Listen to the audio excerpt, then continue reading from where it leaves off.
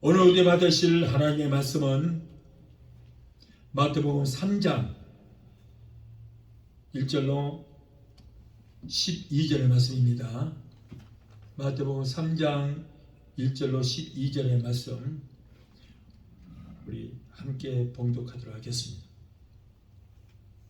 그때에 세례 요한이 이르러 유대 광야에서 전파하여 가로되 회개하라 천국이 가까웠느니라 하였으니 저는 선지자 이사야로 말씀하신 자라 일러스되 광야에 외치는 자의 소리가 있어 가로되 너희는 주의 길을 예비하라 그의 첩경을 평탄케 하라 하였느니라. 이 요한은 약대에 토롯을 입고 허리에 가죽띠를 띠고 음식은 메뚜기와 석청이었더라. 이때 예루살렘과 온 유대와 요단강 사방에서 다 그에게 나와 자기들의 죄를 자복하고 요단강에서 그에게 세례를 받더니 요한이 많은 바리새인들과 사두개인이 세례 베푸는 데 오는 것을 보고 이르되 독사의 자식들아 누가 너희를 가르쳐 임박한 진노를 피하라 하더냐. 그러므로 회개에 합당한 열매를 맺고 속으로 아브라함이 우리 조상이라고 생각지 말라. 내가 너희에게 이르노니 하나님이 능히 이 돌들로도 아브라함의 자손이 되게 하시리라. 이미 토끼가 나무 뿌리에 놓였으니 좋은 열매를 맺지 아니하는 나무마다 찍혀 불에 던지우리라. 나는 너희로 회개케 하기 위하여 물로 세례를 주거니와 내 뒤에 오시는 이는 나보다 능력이 많으시니 나는 그의 신을 들기도 감당치 못하겠노라. 그는 성령과 불로 너희에게 세례를 주실 것이요 손에 키를 들고 자기의 타작마당을 정하게 하사 알고 군모와 곡간에 들이고 죽정이는 꺼지지 않는 불에 태우시리라. 아멘. 기도하시겠습니다. 걸어가신 아버지 감사합니다. 오늘 하나님께서 귀하고 복된 성인을 허락하여 주셔서 주의 저는 나와 하나님 앞에 마음과 뜻과 정성을 다하여 예배드릴 수 있도록 우리의 발걸음마다 인도하여 주심을 감사합니다. 오늘 부족한 지 오래져서 오셨습니다. 하나님 감히 말씀을 드려야 합니다. 성령께서 종의 입술에 기록심이 넘치게 되게 도와주셔서 전해지는 말씀 가운데서 하나님의 세미한 음성이 들리게 하시고 오늘 말씀을 듣고 우리의 변화의 역사가 일어나게 되게 도와주시옵소서. 예배를 회방하는 악한 원수마귀에 멸하주시고 오직 성령께서만 이 시간을 주장하시고 하나님 영광 받으시고 높임 받아 주옵소서. 예수 이름으로 감사하며 기도하옵나이다. 아멘. 할렐루야. 오늘은 마태복음 3장 1절로 12절을 본문으로 해서 광야에 외치는 자의 소리라고 하는 제목으로 함께 은혜 받기를 원합니다.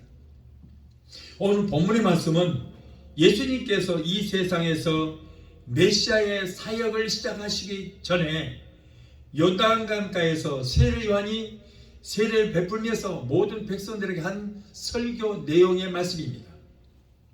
하나님의 선민 이스라엘 민족은 말라기 선지자 이후에 약 400년 동안에 걸쳐서 선지자의 외침을 들을 수 없었어요.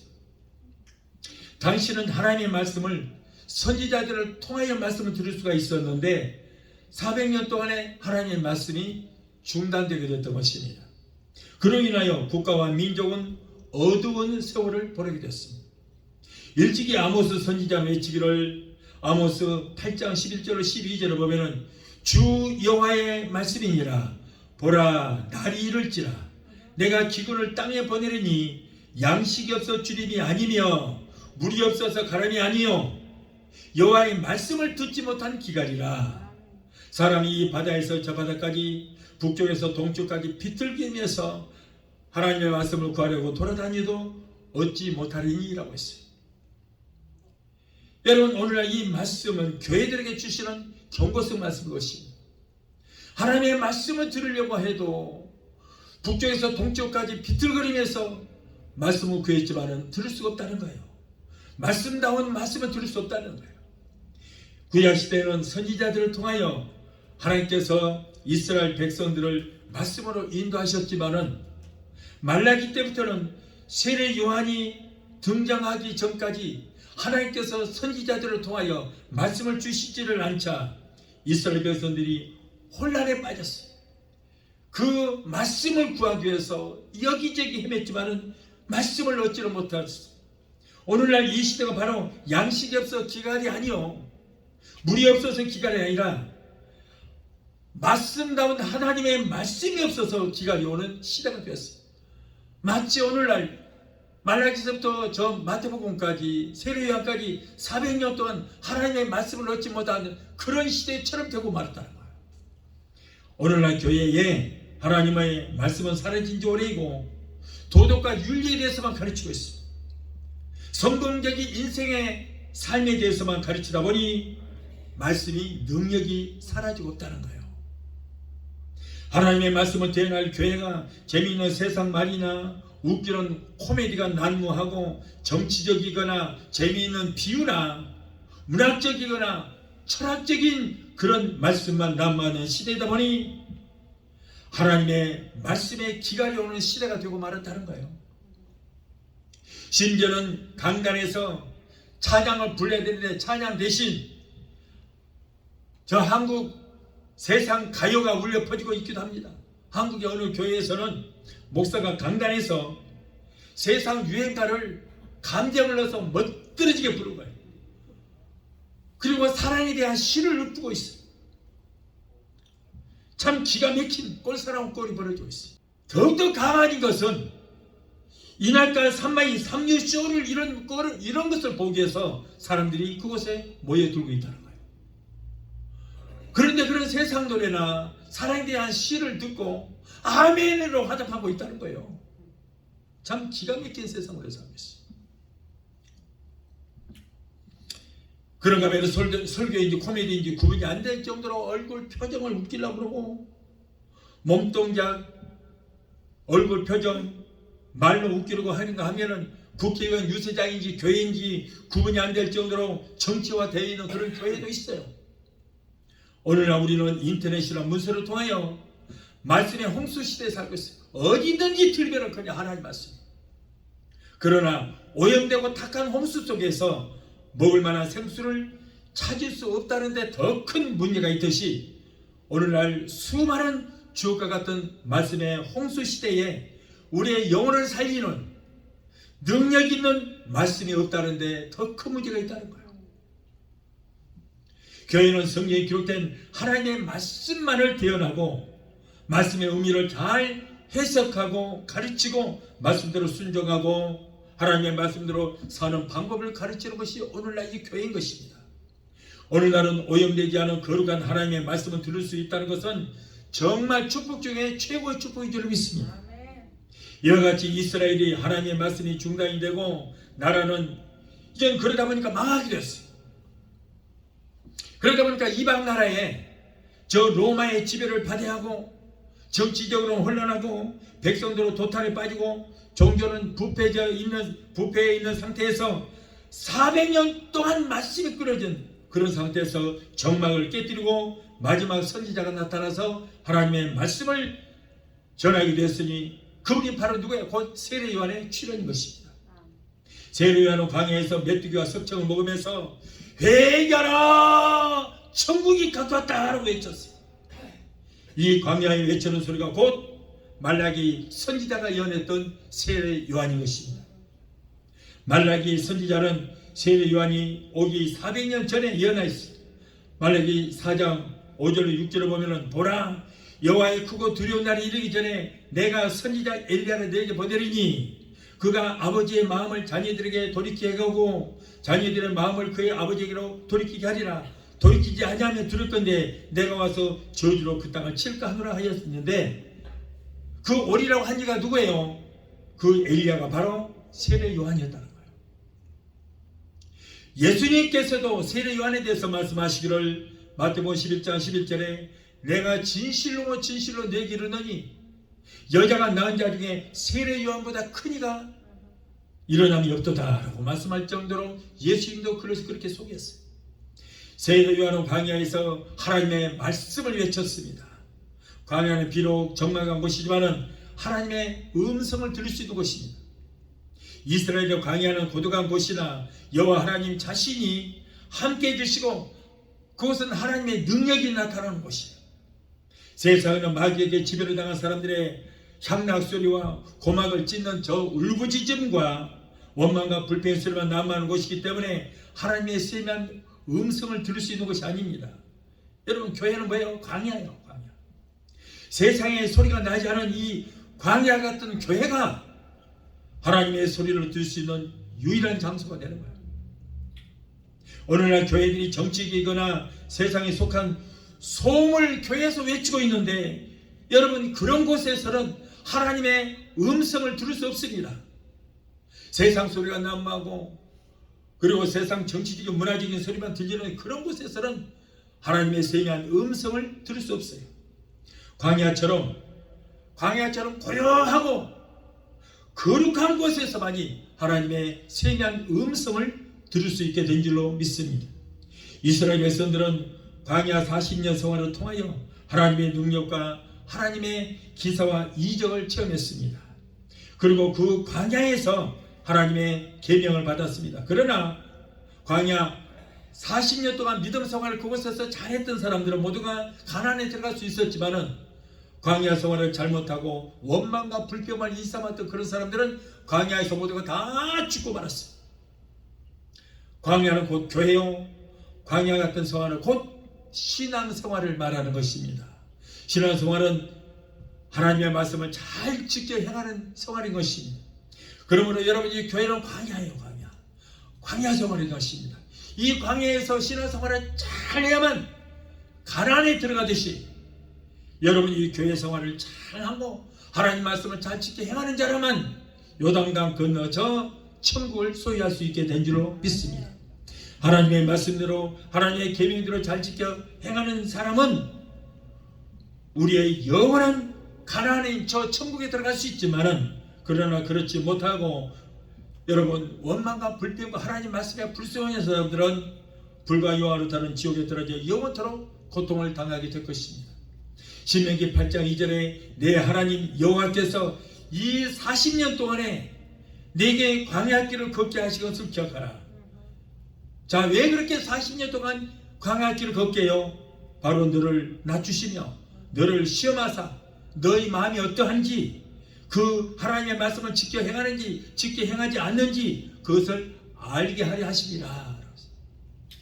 그러므로 광야교인 이 교회 생활을 하는 것은 말씀을 통하여 낮아지고 깨어지고 교만을 버리고 여러가지 마귀가 주는 시험에 합격하고 하나님 말씀에 순종하여 천국에 들어갈 자격을 갖추는 것이 바로 이 교회예요. 이 교회. 여러분, 교회 다닌다고 다 천국 가는 것이 아니고 이 교회 생활에서 우리가 낮아지고 깨어지고 겸손하여지고 하나님 말씀에 순종할 때에 천국 갈 자격이 주어지게 된다, 그런 말씀이에요. 애굽의 노예 생활에서 광야에 나온 이스라엘 백성들이 하나님께서 허락하신 저 가나안까지는 일주일이면 들어갈 수 있는 그런 거리예요. 그렇게 먼 거리가 아닙니다. 그럼에도 불구하고 왜 저들은 40년이 걸렸습니까? 왜 40년을 광야 생활을 했습니까? 왜 그랬어요? 그들은 애굽에서의 노예의 생활의 근성을 버리지 못했기 때문에요. 노예의 근성을 버리지 못한 1세대들은 가나안에 들어가지를 못했습니다. 그러나 광야에서 태어난 2세들은 처음부터 그들에게는 노예의 근성이 없었기 때문에 하나님 말씀을 잘 순종하고 순응할 수 있어서 2세들만, 그래서 2세들만 가나안에 들어갈 수 있었던 거예요. 여러분, 우리가 왜 이스라엘 백성들은 40년 동안 광야에 들어가지를 못, 광야 생활을 했지만은 가나안에 들어가지 못하고 2세들만 들어갔을까? 바로 이것 때문에요. 2세대들은 애굽에서 이건 노예 생활 그 근성을 버리지 못했다는 거예요. 오늘날도 마찬가지예요. 예수 믿고 광야 생활하는 우리는, 이 교회가 바로 광야인데, 이 교회 생활하는 우리는 마귀가 지배하던 저 세상에서 마귀의 노예가 돼서 마귀가 시키는 대로 살던 그 마귀의 습성을 버리지 못하면은 여러분, 교회 생활에서 결코 천국에 들어갈 수 없다는 거예요. 예수 믿고 열심히 교회는 다녀도, 봉사 충성을 열심히 해도 저 마귀의 근성이 세상적인 옛 구습을 버리지 못하면 결단코 천국에 들어갈 수 없습니다. 그래서 여러분, 이 마귀의 근성의 구습이 뭡니까? 남을 미워하고 시기하고 질투하고 육신의 정욕과 안목의 정욕과 이 세상의 자랑을 버리지 못하면 절대로 가나안인 천국에 들어갈 수 없다는 거예요. 그래서 이 교회는 바로 천국에 들어갈 수 있는 자격을 갖추는 것이, 너의 근성을 버려야 되는 거예요.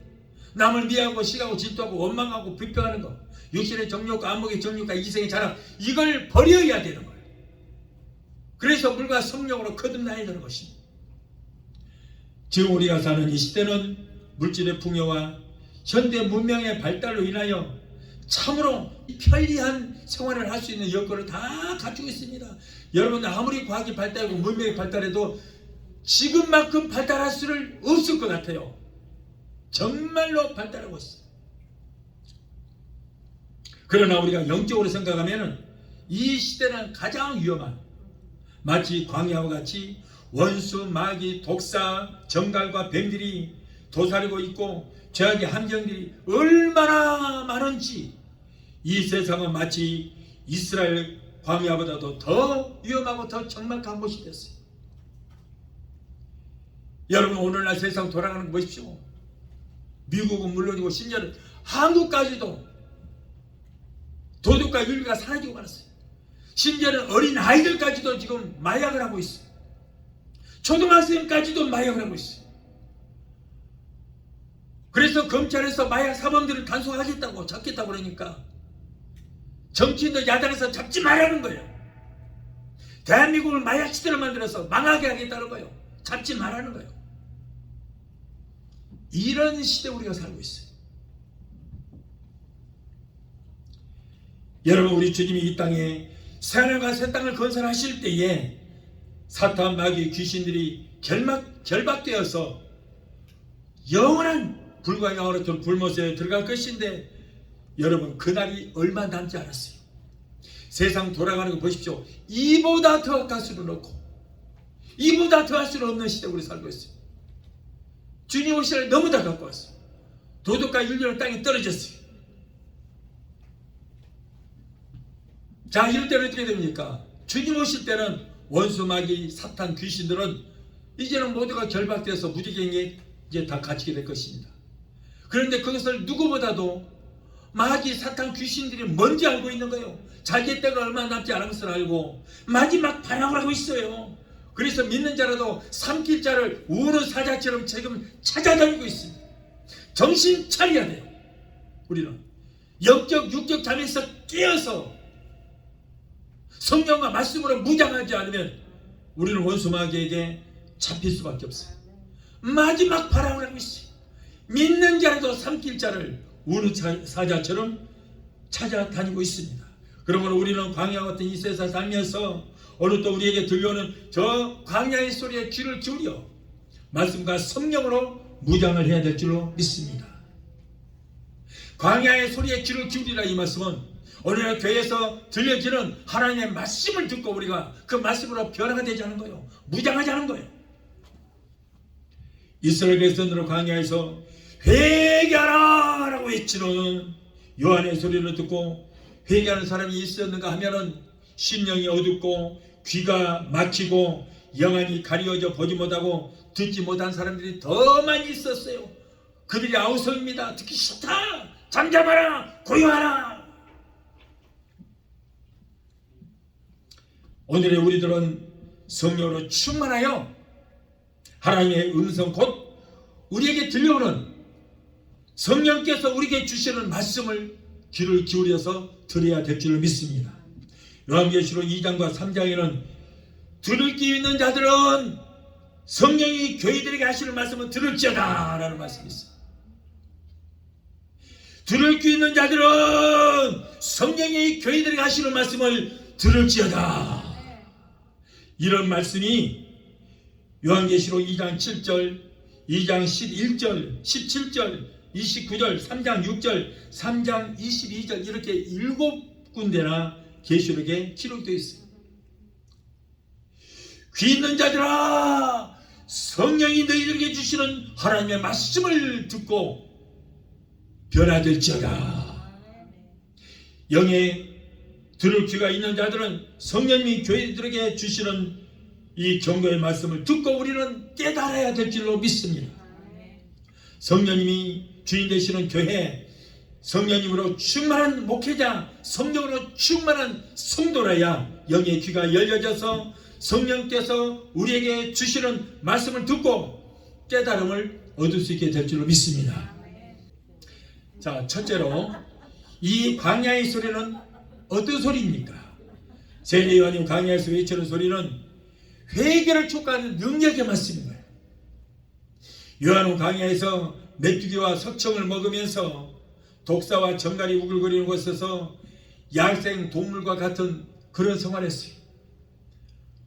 석청과 메뚜기를 잡아먹으면서 가죽으로 옷을 해입고 그러면서 세상 나오지 않고 광야에서 외치게 되었습니다. 이 외침은 듣는 사람들의 피를 뜨겁게 하고 그 외침을 들을 때 사명감을 갖게 하며 지난날의 불의와 죄악을 회개케 하는 능력이 있는 말씀이었어요. 회개하라, 천국이 가까우니라 라고 외칠 때에 유다와 예루살렘과 그리고 요단강 주변에 있는 사람들이 몰려들어와서 자기들의 죄를 고백하고 물로 세례를 받았던 것입니다. 그러나 바리새인들에게는 야, 이 독사의 자식들아, 누가 너희를 가르쳐 임박한 진도를 피하라더냐. 이미 도끼가 나무 뿌리에 놓였으니 좋은 열매를 맺지 못한 나무는 다 나무에 이 도끼로 찢겨서 불에 던짐을 받으리라. 얼마나 무섭습니까? 또 헤로드 왕에게는 그의 동생 빌립의 아내 헤로디아를 취해서 자기 마누라를 삼은 것을 보고 신랄하게 비난했어요. 이런 소리를 들을 때 모두가 두려움에 떨며 감히 누구 하나도 거기에서 항의하거나 반론을 제기하는 사람이 없었어요. 모두가 두려워 떨었던 거예요. 여러분, 올바로 하나님의 말씀을 증거할 때 우리는 두려움이 가져야 돼요. 두려워 떨어야 되는 거예요. 웃기고 있네. 절대 그러면 안 되는 거예요. 왜? 부정한 종을 통해서 하나님께서 종을 통해서 말씀하신다면 여러분, 그 말씀이 능력 있는 말씀이 되는 거예요. 두렵고 떨어야 돼요. 그 말씀을 하나님께서 내게 주시는 말씀으로 믿고 우리가 변화의 역사에 이래야 돼요. 그리고 주의 종이라면은 외쳐야 되는 거예요. 두려워하지 말고 외쳐야 돼요. 주의 종이라면 이 정도는 돼야 됩니다. 당당하게 말씀을 전해야 돼요. 두려워해서는 안 되는 거예요. 이러한 광야의 소리는 사람의 소리가 아니요 하나님의 말씀이기 때문에 그 말씀에 위력이 있고 그리고 듣는 사람들의 마음을 감동시켜서 회개케 하는 능력의 말씀이 되게 된 것입니다. 여러분, 성경에 기록된 하나님의 말씀은 엄청난 능력이 있습니다. 하나님께서 있으라 있으라 명령하시네 천사처럼 모든 마음이 탁탁탁탁 있게 된 거예요. 죽은 지 나흘이나 되는 나사로를 향하여 나사로야 나오라 그랬더니 나사로가 살아나서 죽은 지 나흘이나 되었던 그 나사로가 수의를 몸에 동이고 그리고 무덤물을 박차고 뚜벅뚜벅 걸어 나오는 그런 역사가 일어나게 되었던 것입니다. 이렇게 하나님의 말씀은 능력이 있는 거예요. 그래서 하나님의 말씀은 능력이 있어 좌우에 날이 버럭게 선 어떤 칼보다도 예리하여 우리의 영과 혼과 미 관절과 골실을 찔러 쪼개는 그런 역사가 있게 되는 것입니다. 하나님께서 말씀하십니다. 내 말이 불같지 아니하냐, 내 말이 반석을 쳐서 깨뜨리는 방망이 같지 아니하냐 말씀하세요. 그렇게 하나님 말씀은 능력이 있어요. 이 말씀은 능력 있게 전해야 되는 거예요. 그래야 능력이 나타나고 변화의 역사가 일어나게 되는 거예요. 그래야지 성도도 눈치나 보고 딴 사람들 기분 나쁘게 가서 듣기 좋은 말이나 전하고, 그러면 언제 변화가 되고 언제 구원받겠습니까? 절대 안 됩니다. 그래서 성령으로 감동되어 외치는 이 나단 선지자의 말을 듣고 그렇게 무시무시하고 강했던 다윗왕이 무릎을 꿇고 하나님 앞에 회개하는 역사가 일어났잖아요. 니네성 사람들도 요나의 말을 듣고 회개했습니다.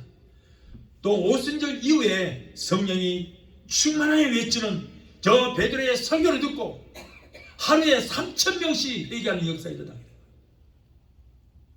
그러나 엘리야 선지자는 아방에게 발과 아세라 목상을 버리고 회개할 것을 담대 외쳤지만 아방은 듣지 않아서 결국 어떻게 됐어요? 전쟁터에 나가서 죽고 말았던 거예요.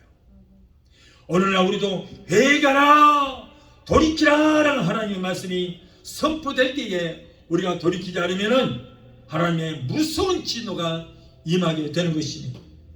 이 말씀을 듣는 여러분들은 자신의 잘못을 깨닫고 회개하는 시간이 되시기를 예수 이름으로 축원합니다. 예수를 믿으면서도 옛 마귀의 구습을 버리지 못하고 지금도 마귀의 속성으로 마귀의 백성처럼 살아서는 절대 안 되는 거예요. 회개할 기회가 넉넉하게 항상 있는 것이 아닙니다. 회개할 때 기회가 있어요. 지금이 그 기회인 것입니다. 지금 우리는 회개의 역사가 일어나야 돼요. 만사에는 때가 있습니다. 지금은 회개할 때입니다. 지금은 성령 충만받을 때입니다. 지금은 말씀을 듣고 돌이킬 때예요. 가룟 유다처럼 회개할 기회를 놓치면 어떻게 돼요? 영원한 형벌을 받게 되는 것입니다. 자, 둘째로 세례 요한이 외치는 말씀에 대해서 말씀드리겠습니다. 여기에는 두 가지 내용이 있습니다. 즉 먼저 광야에서는 주님의 길을 예비하는 것이다. 마가복음 1장 2절에 보라 내 사자를 너희 앞에 보내노니 그가 내 길을 준비하리라. 근데 그가 누구예요? 바로 세례 요한을 말합니다. 그 세례 요한은 바로 예수님의 길을 예비하기 위해서 온 거예요. 예수님의 길을 닦기 위해서, 예수님을 소개하기 위해서 온 선지자인 것입니다. 세례 요한은 이런 광야에서 새 시대에 오실 메시아 예수님을 기다리면서 열심히 예수에 대해서 전파하고 열심히 예수를 소개하고 그 길을 닦았습니다. 주의 길을 예배한다는 것은 참으로 고통과 고독과 유혹과의 싸움에서 이기는 것입니다. 다음으로 광야의 소리는 주님을 소개하는 말입니다. 마가복음 1장 7절 8절에 그가 전파하여 이르되 나보다 능력이 많으신 이가 내 뒤에 곧 따라오신다. 나는 그의 신발을 끈을 풀기도 감당치 못하겠노라. 나는 너희에게 물로 세례를 베풀거니와 내 뒤에 오시는 그분은 불과 성령으로 너희에게 세례를 베풀 것이다. 이와 같은 세례 요한의 외침은 모두가 예수님에 대해서 전하는 것입니다. 오늘날 여러분 교회도 다른 거 얘기할 필요 없어. 예수만 증거하면 될 줄 믿습니다. 세상적인 것, 정치적인 것 여기에서 왜 그런 걸 전합니까? 여러분 교회의 주인공은 바로 예수님이에요. 예수만 증거하면 될 줄 믿습니다. 이렇게 예수님에 대해서 전할 때 자신을 낮추며 예수님만을 소개했는데 심지어는 요한복음 3장 30절에 뭐래요? 그는 흥하여야 되겠고 나는 쇠하여야 하리라. 지금 우리가 살고 있는 이 사형화 세상은 에덴 동산이라고 하기에는 오히려 광야와 같은 세상이라고 할 수가 있는 것입니다. 오늘의 목회자들과 성도는 21세기에 광야에 외치는 자의 소리가 되어야 될 줄로 믿습니다. 구약은 오실 예수님을 전하는 시대였습니다. 신약은 구약에 오실 이가 오셨다는 것이고 이 시대는 다시 오실 예수님을 목숨 바쳐 전해야 할 그럴 시대가 되었어요. 우리 주님 곧 오십니다. 오실 주님을 우리는 전파해야 하는 거예요. 다시 오실 예수님이 문 밖에 오셨음을 외치는 문지기의 삶이 되어야 될 줄 믿습니다. 성령으로 기름 주임되 우리는 순식간에 어느 한순간에 공중으로 끌어올려서 공중에서 주님을 영접하게 될 것인데 그것을 알려는 파수꾼이 우리가 돼야 돼요. 신랑이 왔다 맞으러 나가자 하고 외치는 자가 돼야 돼요. 그래서 우리는 곧 주님 오실 것이라고 외치고 우리가 주님 오셨다는 것을 외치는 그런 파수꾼이 되어야 되는 거예요. 남들이 이상하게 보고 비판할까 봐서 두려워하거나 타협하지 말아야 돼요. 예수님의 복음을 외치다가 비판받고 손가락질 당할까 봐서 저 사람 이상한 사람이라고 할까 봐서 전하지 못하는 그런 비겁한 사람이 되어서는 절대 안 되는 거예요. 예수님의 제자들이 여러분 어쩌다가 순교를 당했어요. 다시 오실 예수를 전하다가 적들에게 잡혀서 죽으면서도 그들은 피하지 않았어요. 목숨을 아끼지 않고 전하듯이 우리도 여러분 목숨을 아끼지 않고 오실 주님을 전하는 외치는 자의 소리가 되어야 될 줄로 믿습니다. 스데반 집사님처럼 돌에 맞아 죽더라도 죽음을 두려워하지 말고 다시 오실 예수를 전해야 되는 거예요. 예수님은 우리를 살기 위해서 죽기까지 하셨습니다. 사도들도 다시 오실 예수를 전하다가 돌에 맞아 죽고 몸이 찢겨 죽고 칼에 못베임을 당해서 죽고 몸이 가죽이 벗겨져서 죽고 십자가에 달려 죽고 굶어 죽고 옥에 갇히기도 하고 온갖 고난과 고통을 당했는데 우리는 예수를 증거하다가 여러분 그만한 핍박과 수치를 피해서는 안 되는 거야. 그것까지도 우리는 온전히 감당해야 될 줄로 믿습니다. 아멘. 여러분 다시 오실 예수를 증거하다가 받는 수치와 고통과 박해가 우리가 짊어져야 할 나의 십자가인 줄 믿습니다. 자, 예수님께서 뭐라고 그랬어요? 너의 십자가를 지고 나를 따르라고 그랬어요. 나를 따르라. 그러면 내가 짊어져야 할 나의 십자가는 무엇입니까? 오늘날 많은 사람들이 이렇게 말합니다. 내가 짊어져야 할 나의 십자가는 우리 가정의 어려운 문제들, 가난과 저주와 내 몸에 있는 질병과 속속에 있는 자식들과 그리고 저 못난이 남편 그것까지도 참고 사는 것이 내가 짊어져야 할 십자가다 이렇게 말하는 사람이 있어요. 정말 그럴까요? 아니요. 마귀에게 속지 마세요. 여러분 예수님께서 2000년 전에 짊어진 십자가는 누구의 십자가요? 나의 십자가, 나의 십자가. 예수님의 십자가 아닙니다. 우리의 대속의 십자가예요. 나의 가난을 위한 내 가난의 십자가를 예수님이 지신 거예요. 나의 저주를 위해서 그 저주의 십자가를 예수님이 지신 거예요. 나의 질병의 십자가를 예수님께서 지시고 서른학대비를 맞았어요. 가난과 저주를 그 저주의 십자가를 지시기 위해서 머리에 가시관을 쓰셨어요. 우리의 가정의 모든 문제 그 십자가를 예수님이 지시고 십자가에서 내가 다 이뤘다 선포하셨어요. 우리의 대속의 십자가를 지시고 다 이루어버린 거예요. 그러므로 내게 있는 문제, 내게 있는 질병, 가정의 문제, 생활의 문제 이 모든 문제가 나의 십자가가 아닙니다. 그것을 우리가 예수 여러분의 명령에서 쫓아야 되는 것이에요. 왜? 예수님께서 2000년 이미 다 이루어버렸어요. 우리의 모든 문제를 이루시고 우리의 십자가를 이신 예수 이름으로 우리가 명령에서 쫓아버리면은 여러분 그 십자가는 우리하고는 상관이 없게 되는 것입니다. 그렇다면 내가 짊어져야 할 나의 십자가는 어떤 십자가인가? 바로 예수 그리스도와 그의 복음을 전하다가 여러 가지 곤란을 당하고 여러 가지 핍박을 당하는 그것이 바로 내가 짊어져야 할 나의 십자가예요. 그래서 예수님의 제자들도 그 각자의 십자가를 지고 예수님을 따르다가 모두가 순교까지 당했던 것입니다. 여러분 그러므로 특히 목회자들은 순교를 두려워해서는 안 되는 거예요. 목숨 걸고 죽더라도 우리는 예수를 전해야 하는 하나님의 종인 줄 믿습니다.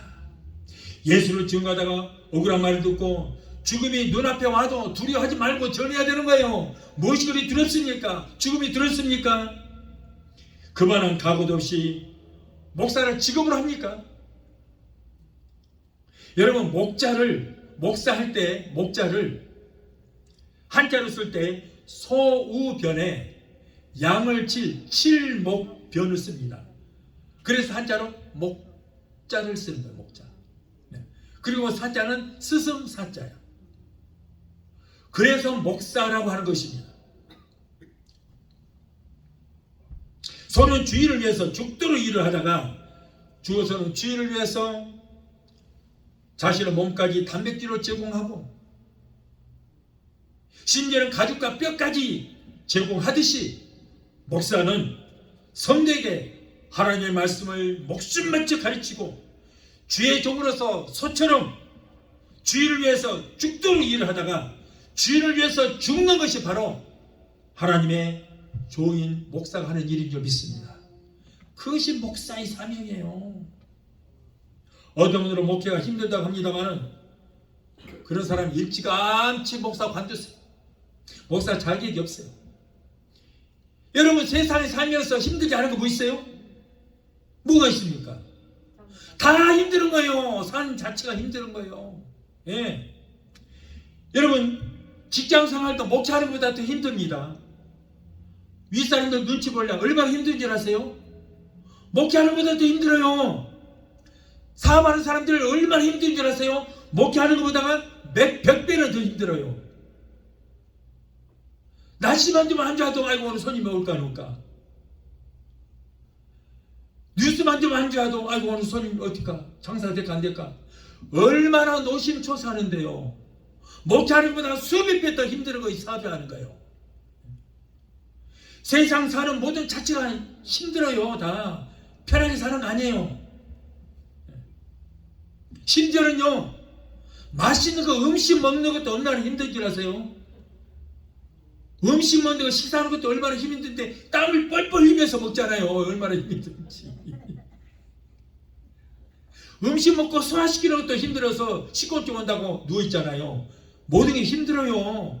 잠자는 것도 얼마나 힘든 줄 아세요? 어떤 사람들은 잠 못 자서 그냥 죽어가요. 죽어. 제발 잠 좀 잤으면 좋겠다고. 모든 게 다 힘들어요. 예.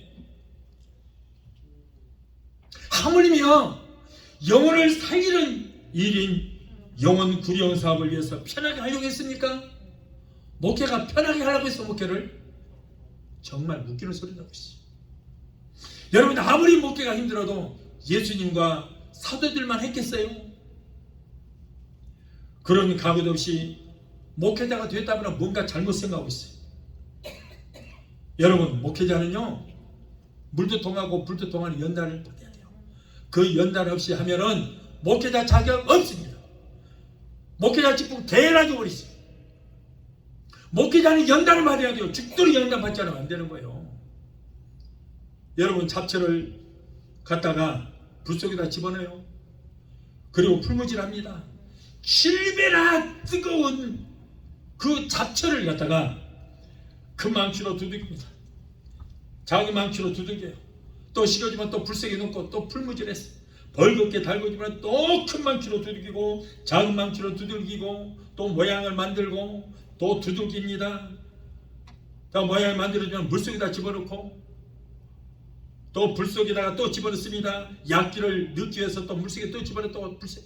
이런 수 없는 그런 망치도 두들겨 맞고 불속에도 집어넣고 물속에도 집어넣는 그런 과정을 통해서 그런 연단을 통해서 쓸만한 연장이 만들어지는 거예요. 그래서 땅도 파고 풀도 베고 하는 것입니다. 네. 이런 연단 없이 어떻게 만들어져요? 대충 만들면 부러져요. 그냥 뚝뚝 부러져요. 주의 종도 마찬가지예요. 이 마귀와 싸우고 그리고 영혼을 구원하는 일인데 연단 없이 어떻게 일을 해요? 목사를 어떻게 합니까? 물도 통하고 불도 통하는 그런 연단을 통해서 강하고 담대해서 목회를 해야 되는 거예요. 그런데 오늘날 여러분 그렇게 연단받는 목회자 없어요. 우리는 신학교 다닐 때 한국에서 신학교 다닐 때 정상적인 삶을 살다가 갑자기 하나님께 부름을 받아서 직장도 때려쳐야 돼요. 자식들도 있어요. 나중에는 가정까지 팽개쳐야 돼요. 신학교 다니기 위해서. 그러면 그 아내들이 다 가정을 얼마나 고생을 하세요. 어떤 신학생들은 새벽에 미약가 끌고 청소하는 거예요. 거리 청소. 그렇게 해서 돈 벌어. 그리고 저 천안이라든가 충주 같아서 온 신학생들은 버스비가 없어서 오늘 학교 오면은 일주일 동안 안 가요. 교회 가서 차례해. 그리고 그 다음날 또 공부하고 그리고 그 다음날은 삼각산에 가서 기도하고 밤새 기도하고 이슬 맞고 아침에 내려와서 또 학교 가서 공부하고 버스비가 없으니까 안 내려가는 거예요. 일주일 동안 그렇게 해서 그렇게 공부해요. 그렇게 보면. 저는 그래도 그렇게 많은 고생을 안 했지만은 사모도 그랬어요. 그때 한참 돈을 잘 벌 때니까 어떤 신학생이 그 고생하는 거 보고 천불 학비하라고 주기도 그랬어요. 그렇게 힘들게 공부해서 그렇게 연단을 받아서 여러분 목회를 합니다. 그런데 오늘날 그렇게 연단 받는 사람이 어디 있어요? 삼각산에 가서 기도하고 하는 사람이 어디가 있냐고요. 돈이 없어 쩔쩔매면서 신앙하는 사람 없어요. 눈물로 통곡하면서 기도하면서 우리는 신학하고 그렇게 해서 목회자가 됐어요. 그렇기 때문에 어떠한 어려움이 있어도 우리는 굴하지 않습니다.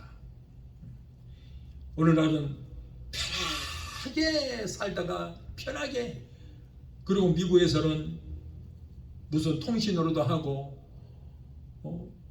우리처럼 그렇게 연단이라는 게 없더라고요. 그러다 보니 조금만 어려움이 있으면은 그냥 어쩔 줄을 모르고요. 여러분 이렇게 물도 통하고 불도 통하는 그런 연단을 받은 후에 우리가 목회도 해야 돼요. 목회는 여러분 우리가 명예 때문에가 아니에요. 목회는 직업도 아닙니다. 목회는 먹고 살기 위해서 하는 거 아니에요. 절대.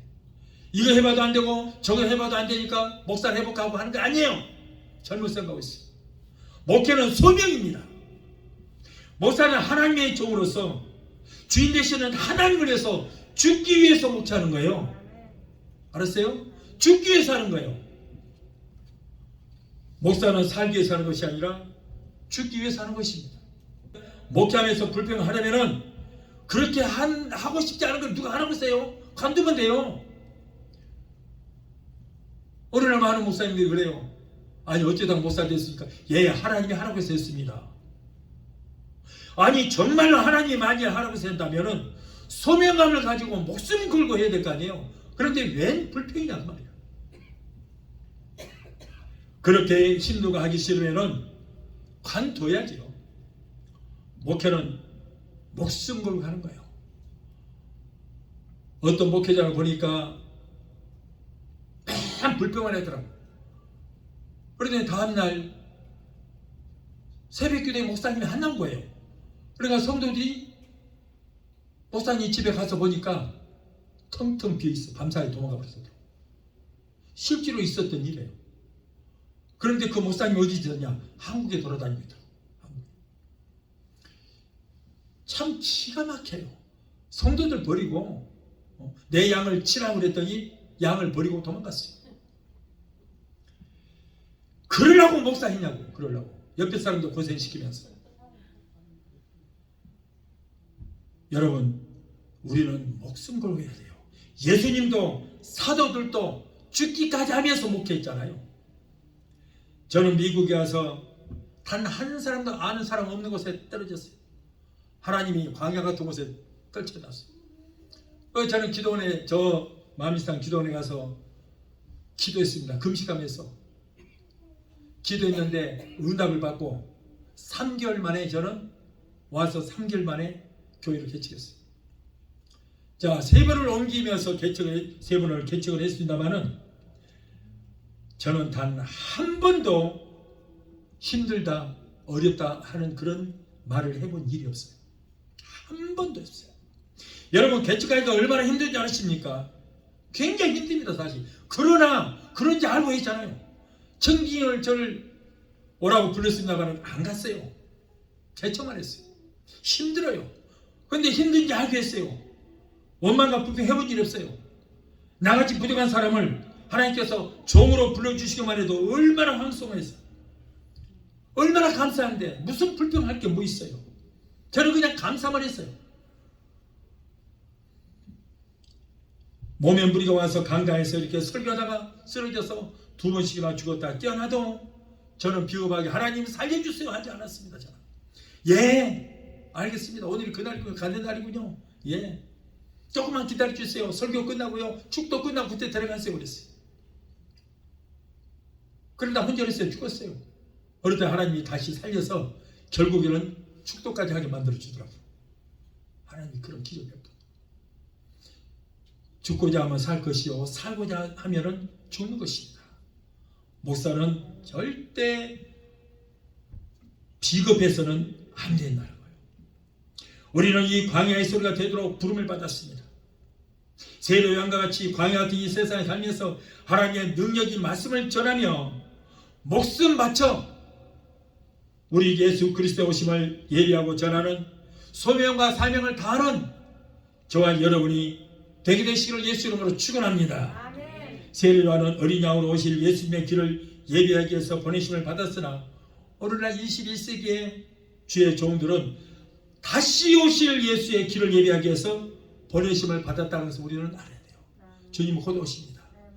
그 주님 세례 요한은 오실 예수를 증거했지만 우리는 다시 오실 예수를 목숨 걸고 외치는 자의 소리가 되어야 될 줄로 믿습니다. 마지막 셋째로 세례 요한은 예수 그리스도의 심판에 대해서 외쳤습니다. 오늘 본문 8절로 12절에 알곡과 쭉정에 대한 말씀이 있습니다.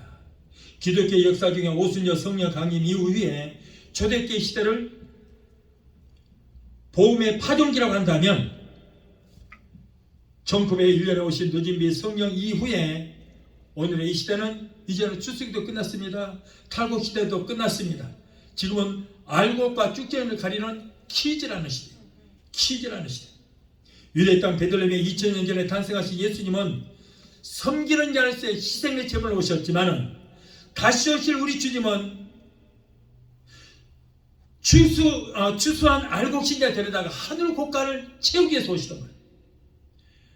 처음 오셨을 때 유대 땅 베들레헴에 그때 오신 예수님은 여러분 복음의 씨앗을 심기 위해서 오셨지만은 그러나 다시 오실 예수님은 이제는 키질에서 알곡 신자된 우리 성도들을 데려다가 하늘 곡간에 채우기 위해서 오신다.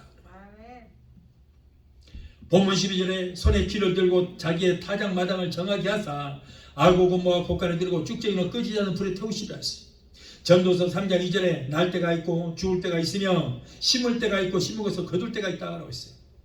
지금은 영적으로 추수한 그 곡식을 탈곡하고 키질하여 알곡과 쭉정이를 가리는 시대가 지금 되었다고 말해요. 곡식은 추수할 때 보면 반드시 알곡과 쭉정이 있습니다. 오늘날 교회 안에도 알곡 신자가 있고 쭉정이 신자가 있습니다. 지금이 키질하는 시대이기 때문에 예수님께서 이번에 코로나라는 키로 키질을 하니까 쭉정이는 다 날아가고 지금은 알곡 신자만 교회에 남아 있습니다. 머지않아서 우리 주님 공주 예림하여 알곡 신자된 저와 여러분들을 데리러 곧 오시게 될 줄로 믿습니다. 오늘날 잘못된 교리를 주장하신 분들은 한번 구원 받으면 그 구원이 영원히 지속된다 하죠. 이렇게 잘못된 여러분 이것은 성도를 속이는 거예요. 속임수에 부과하는 것입니다. 한번 구원 받으면 그 구원이 영원히 지속된다. 그러나 성경은 그렇게 말하고 있잖아요. 성경은 하나님을 버리고 떠나면 하나님도 우리를 버린다고 말씀했어요. 영원히 지속된다고. 그 구원이 영원히 지속된다 하지 않았습니다. 역대하 15장 2절에 저희가 만약 하나님을 찾으면 하나님이 만나주신 바 되려니와 너희가 만약 하나님을 버리면 하나님도 너희를 버릴 것이라고 말씀했어요. 역대하 24장 20절에 너희가 여호와를 버렸으므로 여호와께서도 너희를 버렸다. 이렇게 말씀하고 있어요. 여러분 하나님 우리를 절대 버리지 않습니다. 내가 하나님을 떠나지 않으면 하나님은 우리를 끝까지 붙으십니다. 문제는 우리가 하나님을 버리고 내가 하나님의 손을 놓고 떠나니까 하나님도 나를 버리신다는 거예요. 그러나 여러분 돌아온 탕자를 기다리는 아버지의 심정으로 회개하고 돌이키고 돌아오기를 하나님은 기다리고 계실 줄로 믿습니다. 오늘날 수많은 쭉정 신자들이 하나님을 버리고 떠나는데 하나님도 그런 쭉정 신자를 이미 버렸을 것입니다. 나는 여러분들이 모두가 알곡 신자가 되시기를 바랍니다. 하나님의 손을 끝까지 붙들게 되시기를 예수 이름으로 축원합니다. 머지않아 예수님이 오실 때에 오늘 본문 12절의 말씀처럼 알곡은 모아 곡간에 드리고 쭉정이는 영원히 꺼지지 않는 불꽃의 쓰레기 소작장에 태우듯이 쭉정 신자는 태우시게 된다는 거예요. 그러므로 우리는 말씀을 양식으로 삼은 건강한 신앙인 성령으로 기름 준비된 알곡 신자가 되어야 될 줄 믿습니다. 로마서 12장 2절에 너희는 이 세대로 본받지 말고 오직 마음을 새롭게 함으로 변화를 받아 하나님의 선하시고 기뻐하시고 온전하신 뜻이 무엇인지 분별하도록 하라 그랬어요. 남들이 기도한다고 남들이 기도하는다고 우리로 그런 거 본받으면 안 돼요. 남들이 신앙생활을 대충 한다고 그런 거 본받으면 안 되는 것입니다.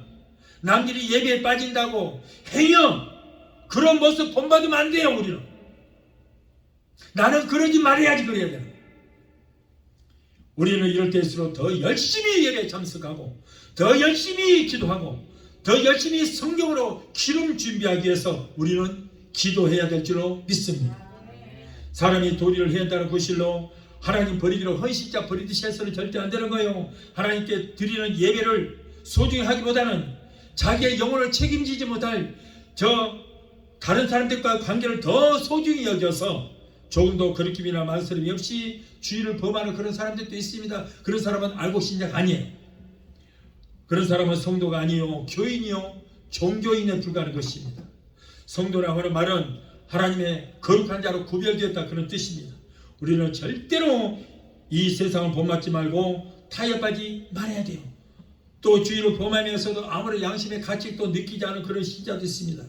이와 같이 세상과 타협하는 사람은 영적으로 가늠한 자인 것입니다.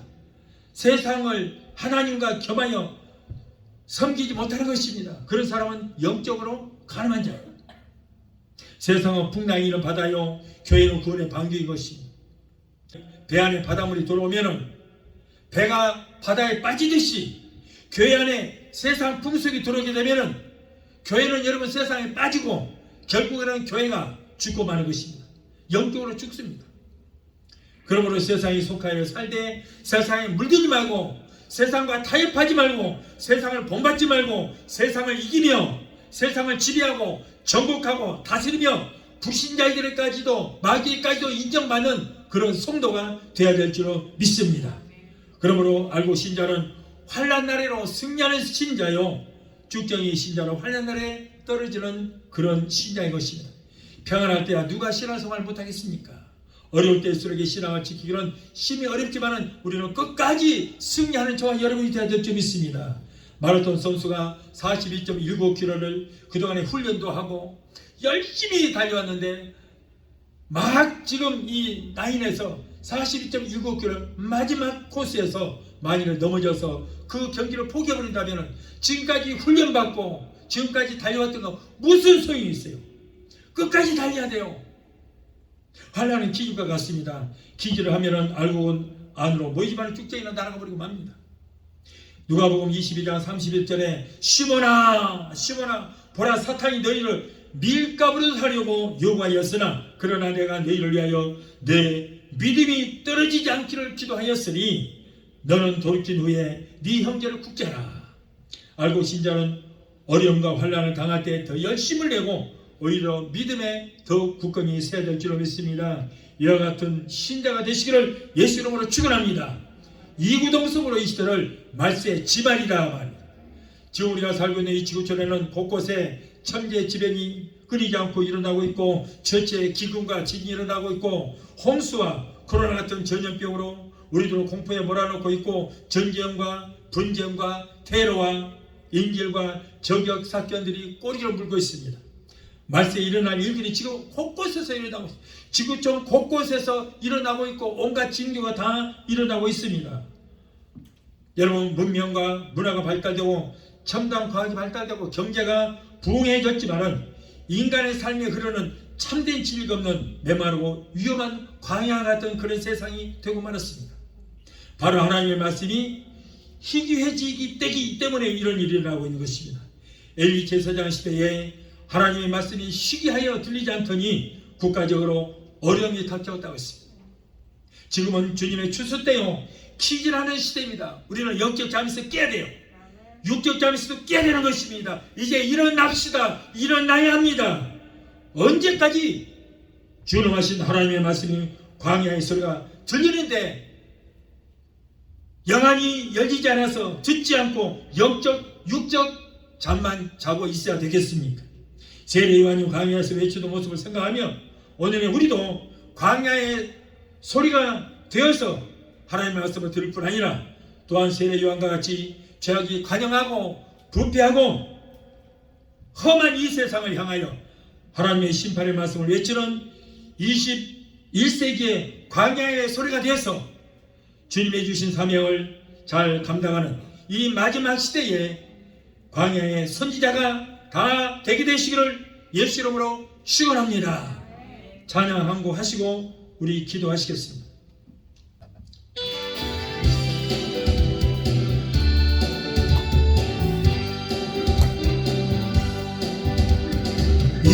이사야의 입술에 재난 숯불이 마를 성령의 불 임하여 내 입술에 닿네. 내 영혼의 찬양이 내 마음 속에 기도가 내 입술의 전도가 열매 맺기를 원하네. 예레미야 입술에 주의 말씀 주시를 내 입에도 말씀이 넘쳐나게 하소서. 내 영혼의 찬양이 내 마음 속에 기도가 내 입술의 전도가 열매 맺기를 원하네. 내 입술과 나의 말 할례받게 하시고 할례받는 세상에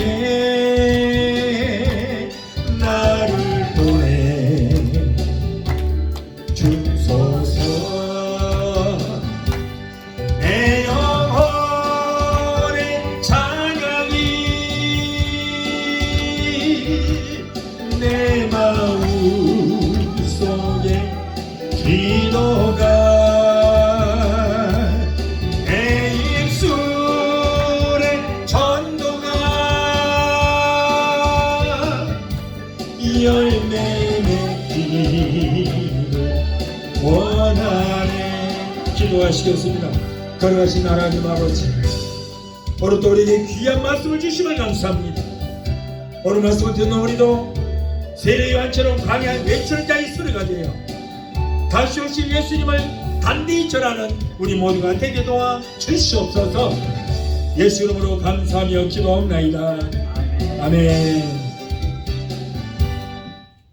지금은 우리를 죄에서 구원하신 우리 주 예수 그리스도의 거부하신 은혜와 아들까지도 아끼지 아니하시고 우리를 위해서 내어주시기까지 우리를 사랑하시는 하나님의 아버지의 극진하신 사랑과 보혜사 성령님의 내주 교통 충만 역사하시는 은혜가 오늘 주일예배 참석하여 말씀으로 은혜받고 돌아가는 귀한 성도들의 가정과 가족과 직장과 사업장과 자녀들과 생활과 모든 범사에 오늘 유튜브를 통하여 함께 은혜받고 돌아가는 귀한 성도들의 가정과 가족과 직장과 사업장과 자녀들과 생활과 모든 범사 위에 각자 섬기는 교회 위에 베데스다 순복음교회 지금부터 영원토록 함께 하시기를 간절히 축원합나이다. 아멘.